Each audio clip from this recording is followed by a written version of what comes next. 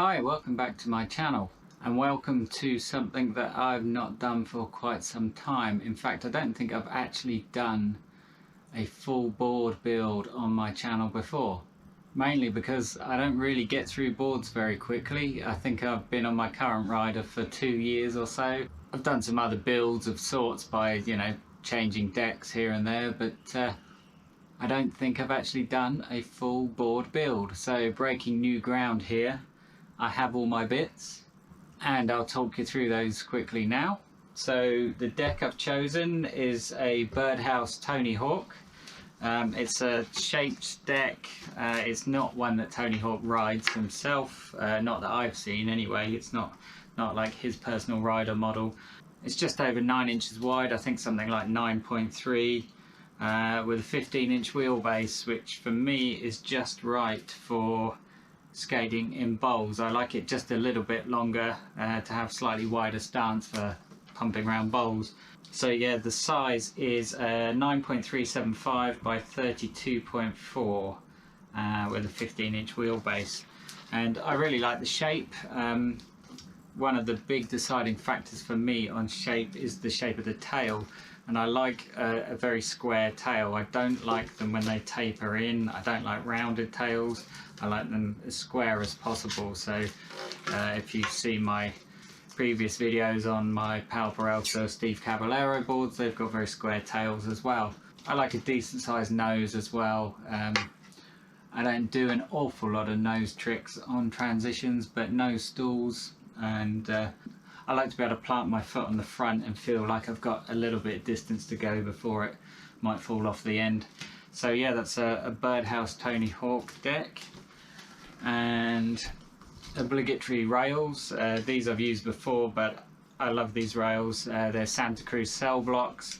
They're very hard material, but crucially they are deep enough that you can put them to the extremities of the deck without burning out in the middle quite so easily. I like to have my rails quite widely spaced like that. I don't like them in, which a lot of people do. I like them quite widely spaced. I've used these lightly before on another deck before I swapped them out for something else, but they're very hard material, much harder than the bones, rib bones, which are a bit soft really for me, and the only bones ones I like are the thin ribs, the orange ones that I've got on my other deck, but they are very shallow and so you burn out the middle of the deck very quickly. So that's the rails, Santa Cruz cell blocks. Trucks, I've gone for the independent forged titaniums. These are 169s just to suit the width of the deck. Titanium ones seem to be extra shiny, lovely, but they're just lighter, hollow kingpins, and that's this is what I've been riding on my popsicle deck, and I thought, why not, So titanium independents.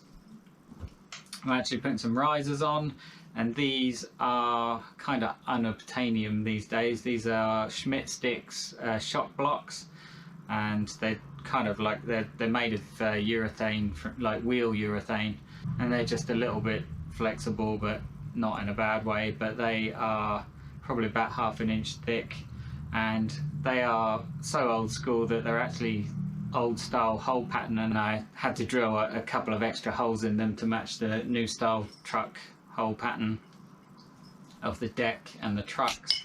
But they are brand new shock blocks that I managed to get from a friend. I used to use these back in the 90s, and when I saw that I could get some, I jumped at the opportunity. So yeah, ½ inch risers. That'll also help with cutting out the wheel bite as well. We'll see how that goes. I mean, ½ inch is quite thick for some risers, so they might be a bit too thick. I'll see how it goes. Bearings, these are Rockin' Ron's Rockets. I've been looking to try these out for a while. They're very often out of stock, hard to get hold of, and I saw that they were suddenly doing a batch available, and so I ordered some. There's a lot of hype online about them and people saying how great they are, so I thought I'd buy some and try them out. So those are Rockin' Ron's Rocket bearings. Wheels, set of Old Faithful Spitfire Formula 4 full conical, 58mm. These are ones I've used before. I've got another set, so I've got a few sets of these. So it's not a brand new set, but they're going on this new board. And some stickers, some bolts, use my trusty silver skate tool, and some Jessup grip. I think that's everything. So let's get started. First thing is obviously the deck. Get the shrink off. There's a strange satisfaction in de-shrinking decks, like fresh out the bag kind of feeling.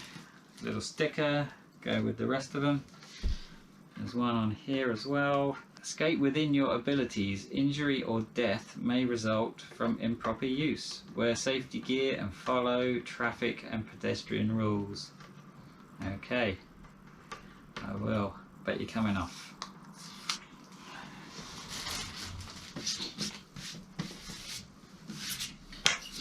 Usually I really don't like dipped decks, so you know, painted sides on boards. I quite like natural exposed sides just because I'm weird like that, and usually I might sand down the sides so that it exposes the wood, but I'm not going to, at least for now, on this one.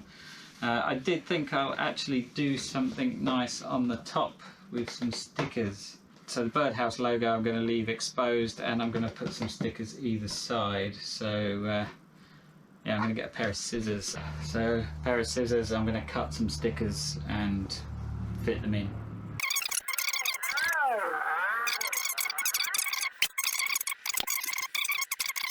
Okay, so first one is a little independent one that I will stick here.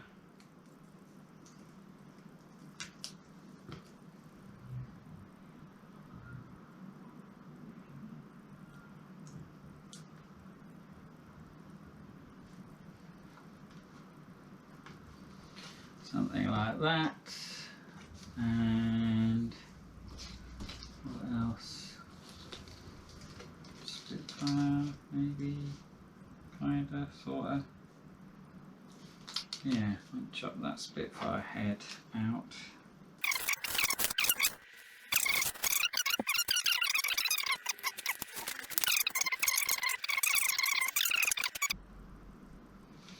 Yeah, that'll do.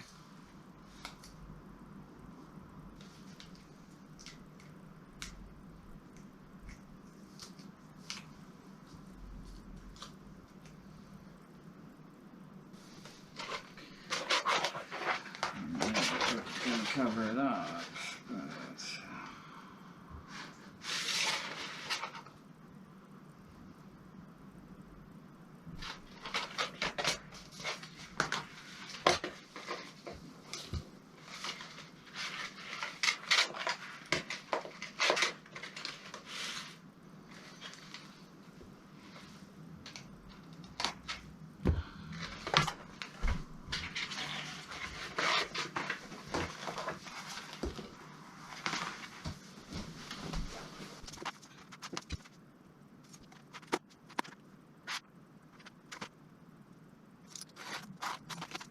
these kind of grip jobs are easy because you can do them in two halves, and it's very much a kind of back in the day style.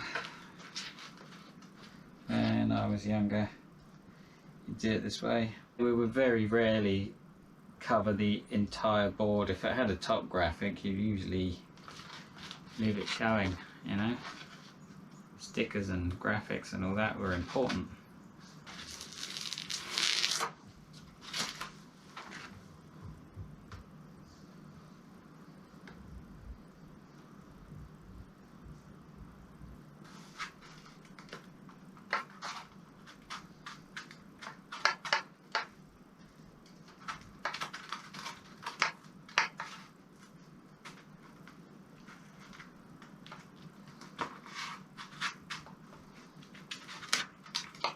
I hate air bubbles, so I'm going to do my best to make sure none get in there at all.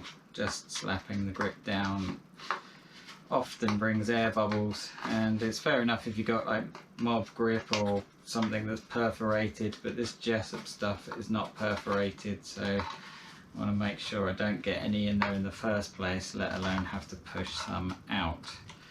So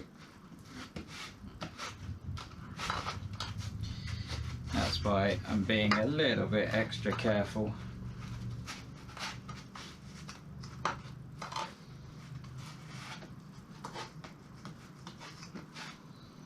Laying it down. May as well lay the other piece on before I go around doing the rest of it.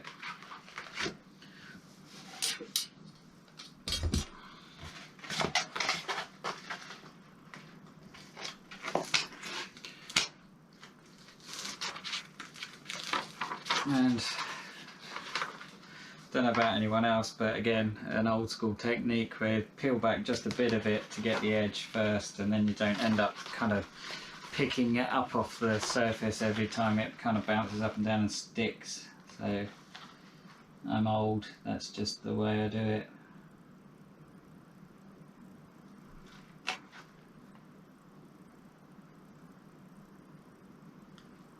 Trying to just get a decent square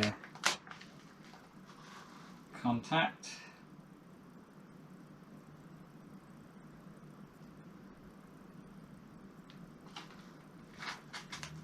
It's where you have to just hope that they screen printed the graphics straight, because that's what I'm going on.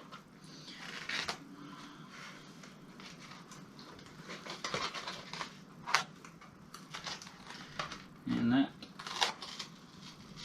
ain't so straight.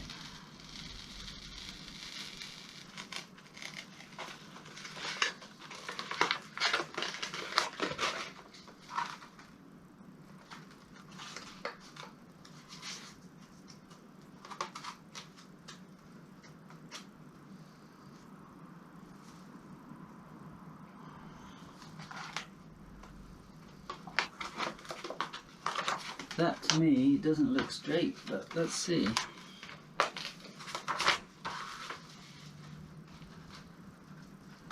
Just about.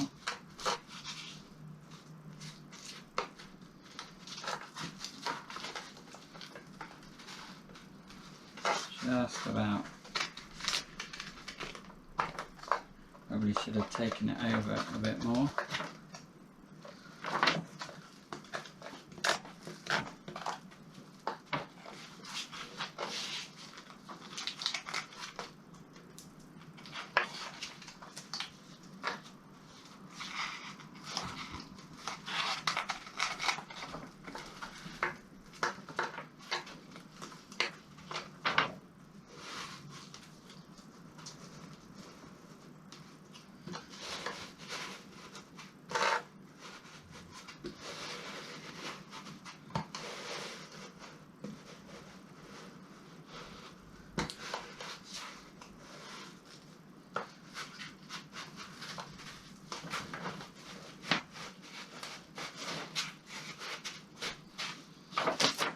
Okay, so I probably took way longer to grip that than a lot of people would normally like, but I like to be meticulous.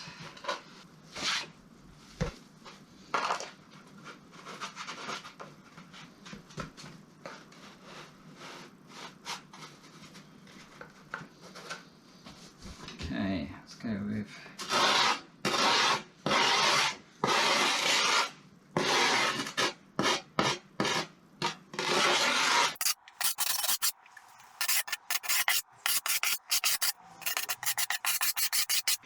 so these silver skate tools have this file on the end of them specifically for doing the grip. There we go.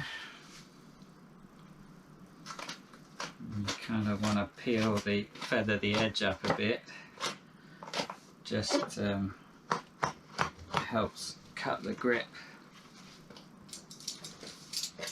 and get the sharpest bit of the blade and go at an angle.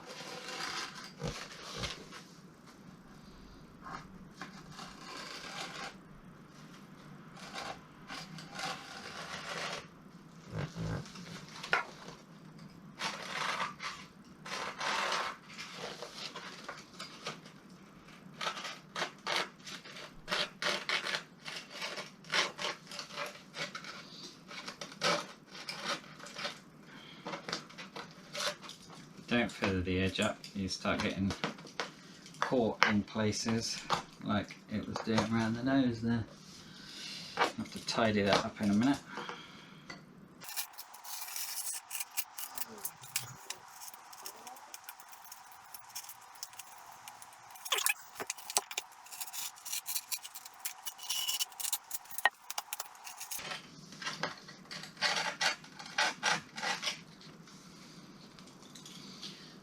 And I'll keep a bit of that for tidying up in a second.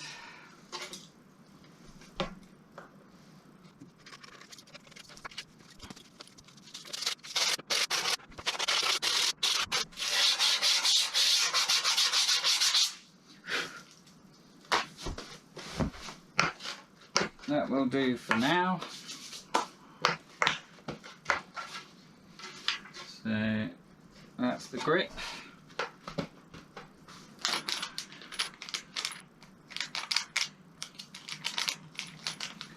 The bolts.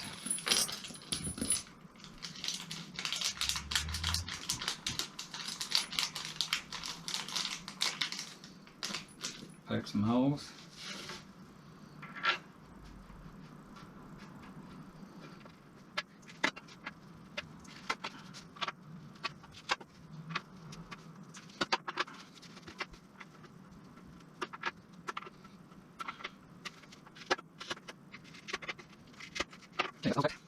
You know, there's something to be said for the satisfaction you get setting up a new board. Well, for me anyway, I don't do it very often, so it's always a novelty.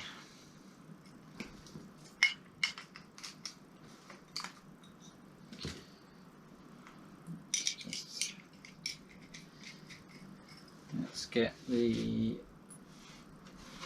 risers.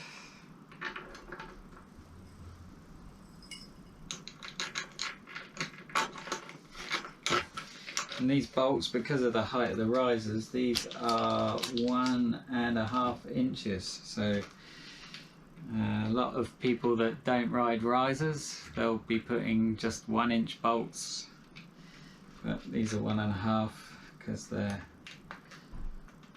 what are they? They 1/2-inch risers, maybe.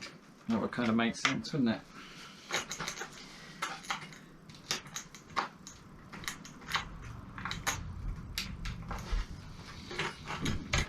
Okay, the best thing about the silver skate tool is that it's a ratchet. And in here is a screwdriver piece, so there's a Phillips head screwdriver or an Allen head. These independent bolts are Phillips head, so just pinch them down. Don't do them all the way up, just pinch them down, and don't just do them in alternate diagonal pattern a little bit at a time so they pull down very square. And the thing about these shock blocks is that they have these little, don't know if you can see these little nipples that stick out here, and so they need to pull, the truck needs to pull down square because you can see there's a gap there, and so as they pull down, these squash into the riser pads. And it was a way of, I mean, Schmidt-Stick said that it was a way that it minimised if your truck bolts came loose, that it keep a bit of tension against the nut.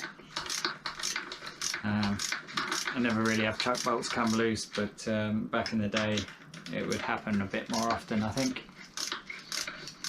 Which is one reason they changed the truck pattern, the truck hole pattern, because these outer edge ones would always get ground down and the heads would turn doing nose and tail slides. You know, if you see how much the inside ones are sticking out over the edge here, it was worse because people were doing tail slides and nose slides, and they were right on that edge. So they moved them in, and that's why we have what we have now. I mean, they could have done with moving these ones in as well, but they seem to do half the job. Anyway, it's not really a problem for me.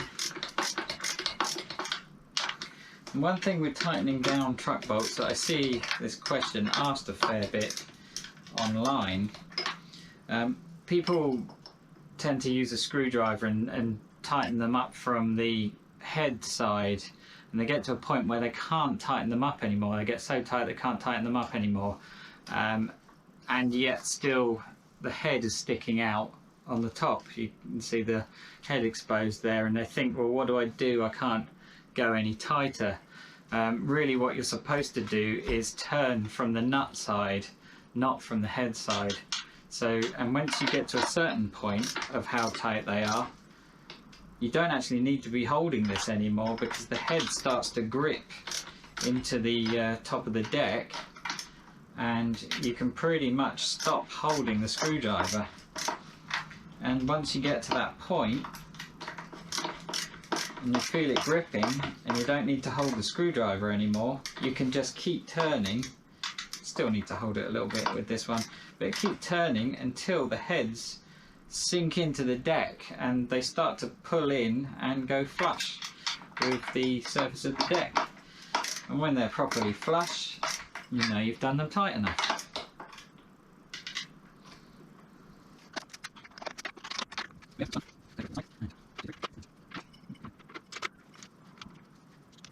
These trucks are 169s. I was debating whether to go with 159s or 169s, and I preferred them to be a little bit wider than too narrow. So we'll see what these end up looking like. If it looks a bit too wide, I can always go to 159s. I have some ready.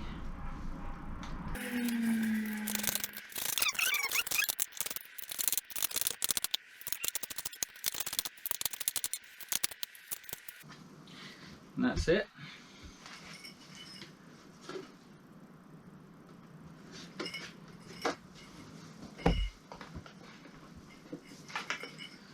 Okay, that's the trucks done.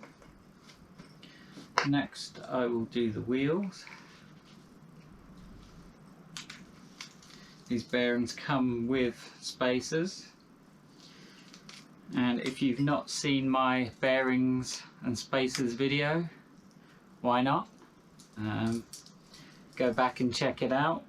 It's where I show you why you should use spacers, and you know, sizing up the spacers in your wheels, you need to make sure that they are as big, if not bigger, than the gap between the bearing seats in the wheel, and they need to be a loose, sloppy fit. They do not want to be tight in that hole.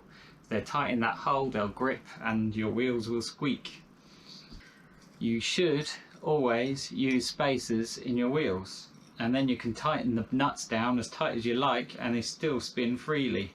You need to put speed washers on as well. So a speed washer goes on first, and you take the first bearing. These bearings have shields on both sides and they're not indicated an inside or outside, so you can just slap a bearing on and push down until it's nice and firm. Take that off and then put the bearing on. So you've got one seated now, put the bearing on, put the spacer on, then put the wheel on top of that and push that down till it's fully seated home. They are some interesting bearings, they run very smooth.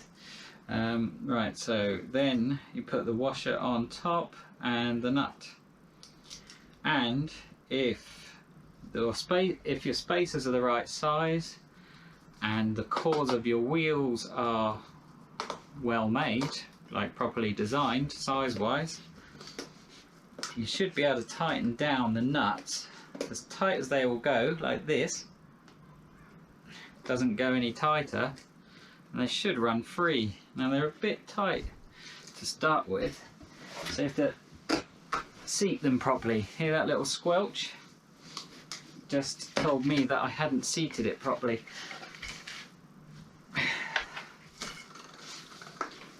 And now it runs free. So let's just check again. I mean, the wheel doesn't rattle. Yeah, that's as tight as it will go. And now it spins freely. And the thing is that that's done as tight as it will go, and it doesn't rattle at all. And it spins freely. So that's how to properly put some bearings in. And they're as tight as they'll go, and they won't rattle. That means your lateral movement, they won't rattle that way. There won't be any unnecessary forces on the bearing in either direction because they're not shunting backwards and forwards on the hanger. So that's how they should be. So let's go with the rest of them. Rinse and repeat.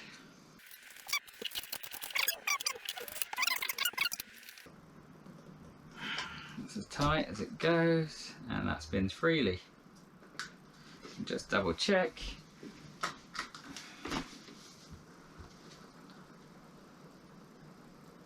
Yeah. And they're silent. So I've not tried these bearings before, but they're supposed to be really, really good. I usually ride Bones Swiss, and these are supposed to be comparable.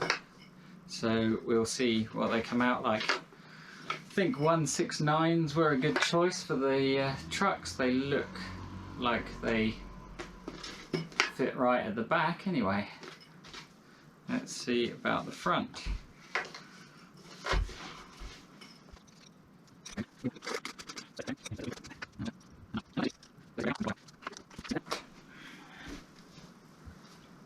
There we go. They run very quiet.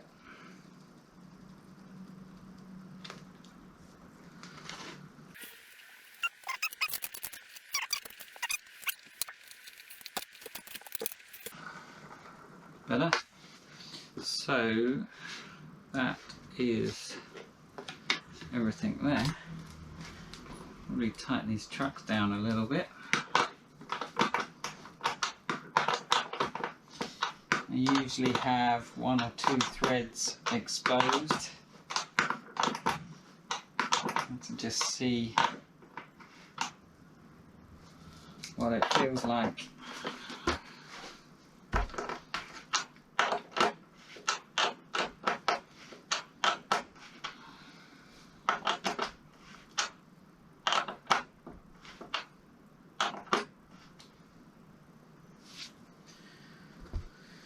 Okay, that's all of that. The trucks do appear to be the right size, which is good. It's arguably a bit high, we'll see though, because really it's the carving around the bowl that's going to make the difference on the height, what it feels like. So the last thing to do is fit the rails. And I need to do some careful measuring.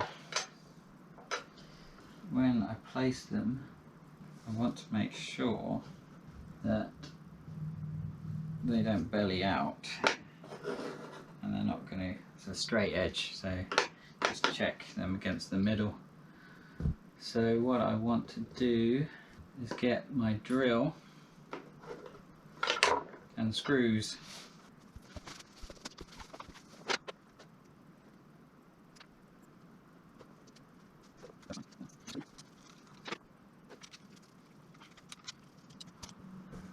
Installing rails can be quite a task in itself, lining them up, and a lot of people tend to just line them up and get a drill and put the screw on the end of the drill and just wind the screw in with the drill. That's really, in my humble opinion, not a great idea, because you risk stripping out the hole with the screw. If you over tighten it, it starts to pull itself back out, and you end up pulling everything that the screw is trying to grip to, you end up pulling that out. So the screws then work loose when you start skating. The micro movements of the rails, the screws start to work loose, and then they fall out, and then everybody complains about how crap the screws are, which is not really the case most of the time. The screws, yeah, they can be bad, especially the Bones ones. The screws that they supply are very brittle, so they break easily. So I usually put in my own screws, which are just like a construction grade self-tapping screw. But you know, they're actually wood screws really, but these are 3/4 of an inch long. Some decks you might get the tiny bit of the tip poking out. If you do, you can just take them out again, file the end off and screw them back in again. The way that I do it, you should be able to take the screws back out and do that and put them back in, and they'll be just as tight as they were the first time. If you wind them in with a screwdriver, a power driver, and you take them out again, you'll have weakened the hole by taking them out and putting them back in, because they're tearing their way in, and as it tears its way in, it's starting to pull the material out as well. So what you should really do is what I'm going to do now, and that's drill a pilot hole first. And a pilot hole is just a hole, but using a smaller drill bit than the size of the screw. The drill bit's got to be pretty much a tiny bit smaller than the size of the shaft of the screw. So that's the bit inside the thread, not the thread, but the shaft itself needs to be about that size. And then what you end up doing is allowing the threads to cut their own way in, but they're not tearing their way in like they would if you didn't drill a pilot hole.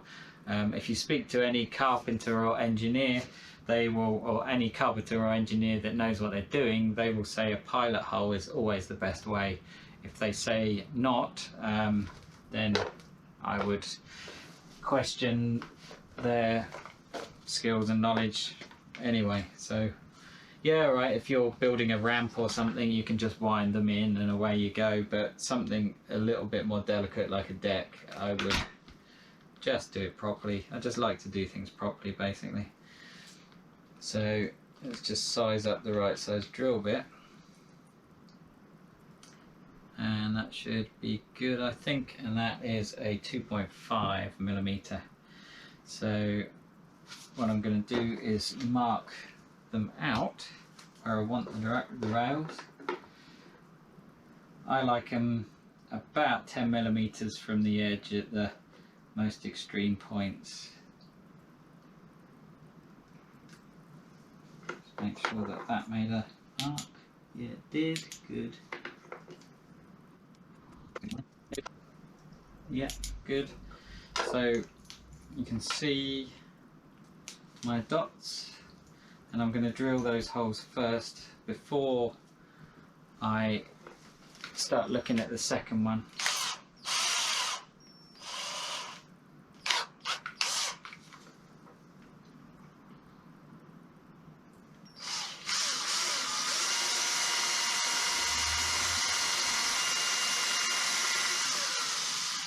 And you don't want to go all the way through the deck.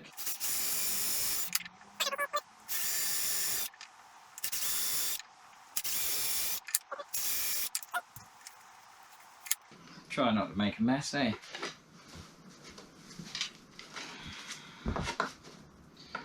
So here we go, rail number 1, which I'm just going to pinch them tight to begin with.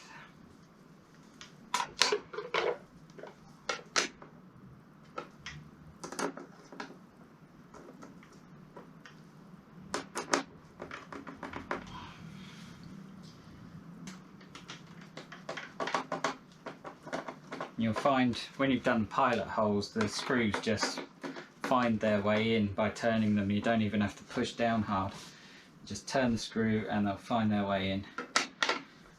Okay, so I'm just going to measure this edge to edge. So that is literally 10 mil and 9. Not bad, not a bad guess. And lay a straight edge across the truck there to line them up as well. So that way is going to be about there. And hopefully the graphics, people put the graphic on straight. I would say that's a good spot for that. So I'll mark the first hole and drill that because I've lined it up how I want it.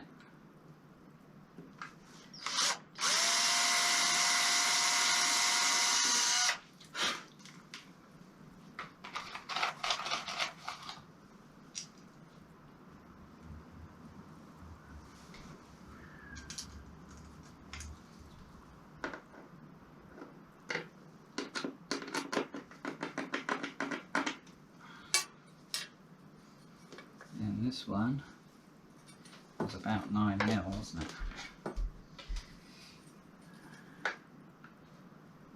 Happy with that.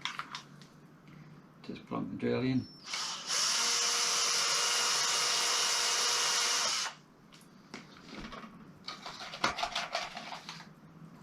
So hold that in place while I put the other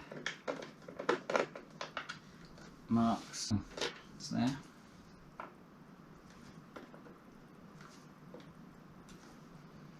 Okay, let's take these off.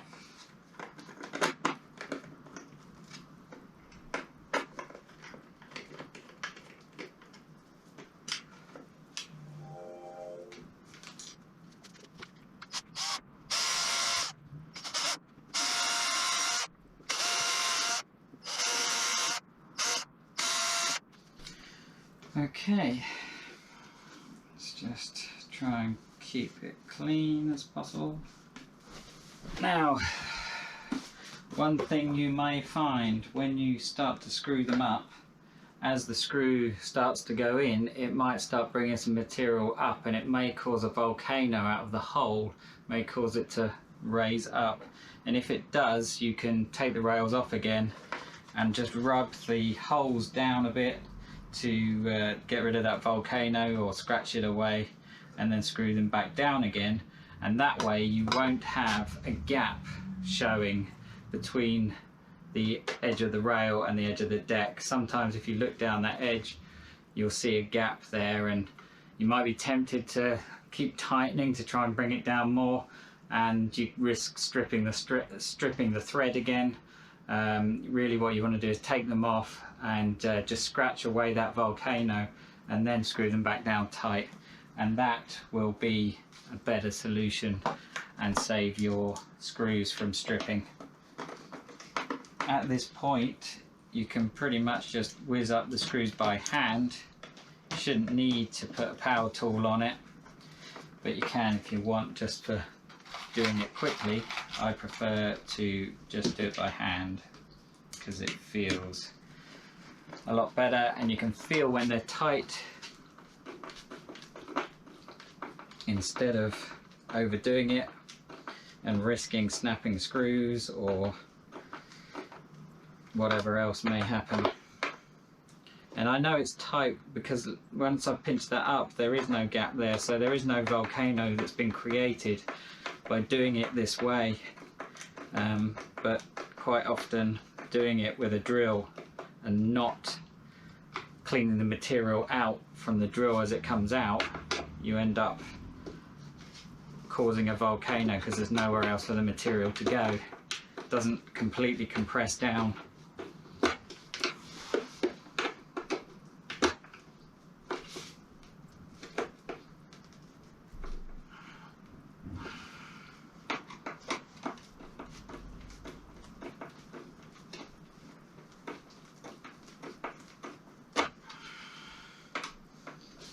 Okay, that one and that one I might take back out and drill down a little bit deeper.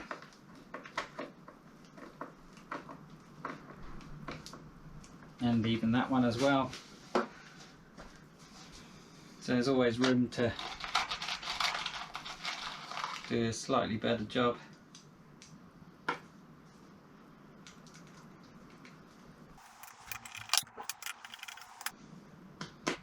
But yeah, aside from just finishing tightening these down, that's it. The board is complete. So what I have to do next is maybe take it outside, roll around a bit to feel what the trucks are like, because they're brand new trucks and I'm going to have to tighten them up to how I like them, get a feel for how they need to be, so that could take some time. But yeah,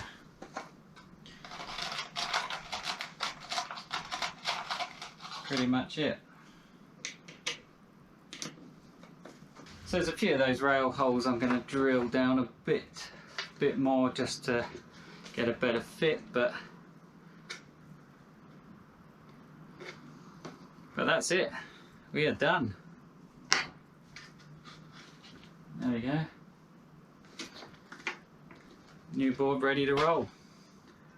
Does look very old school, very late 80s, early 90s, which is just my thing. So I hope it rides nicely. We shall see. So stay tuned and catch the next video of me riding it. I hope you enjoyed that, and hope it wasn't too boring for you. That's my first board build on this channel. Let me know what you think of the board, and I'll see you again soon. Thanks for watching. Bye.